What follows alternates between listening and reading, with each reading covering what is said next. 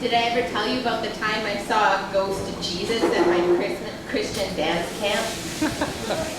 The camp is laid out under a carpet of cedar trees near a cliff's edge in White Rock.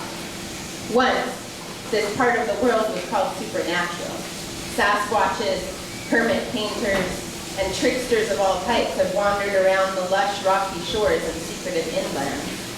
This was after Vespers. I always picture all types of wispy figures clothed in chiffon when I say the word Vespers, but it really means a service of evening prayer. We typically did ours through song, being mostly young girl campers whose shared passion was dance and music. I was walking with Holly and Heidi out towards the overlook.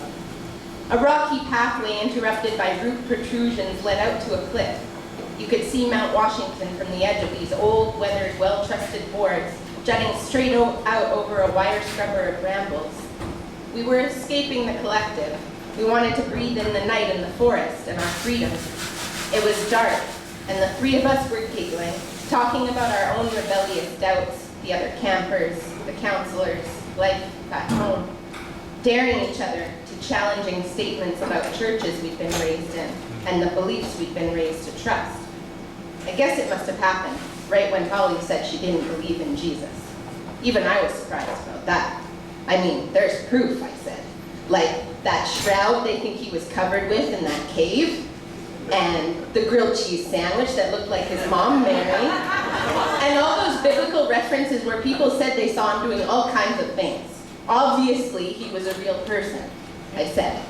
I didn't think he could do things like walk on water or make a million fish or whatever, but he must have been real. Heidi was quiet, staring straight ahead. I don't think she believed either.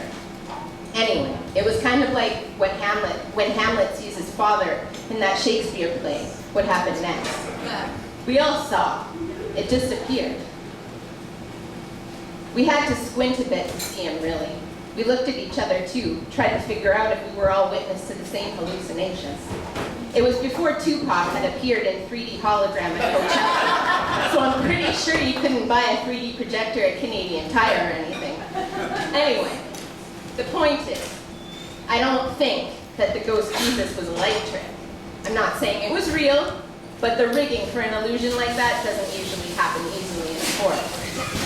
And I know you're probably wondering what kind of mushrooms we had out there, but that was way before I ever tried anything like that. We were fresh as daisies and innocent as apple pie. So where was I? Oh yeah. So there was a silvery blue-gray spectral Jesus standing right there in the middle of the path. This really happened.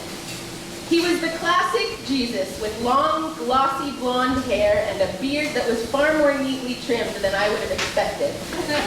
None of us screamed. For a moment or two, we didn't move.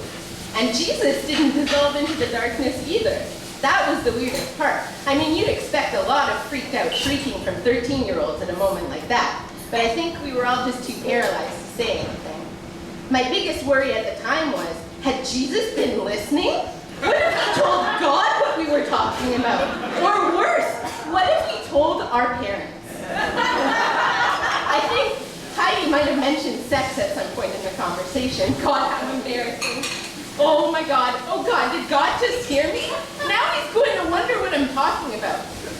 My biggest worry now, of course, is what the hell or who was that actually?